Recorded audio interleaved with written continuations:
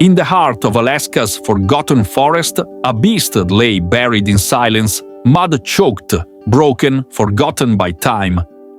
This is not just a plane. It was once a marvel of engineering, a Boeing 777, proud and powerful, now abandoned deep in the Tongass National Forest, swallowed by years of decay.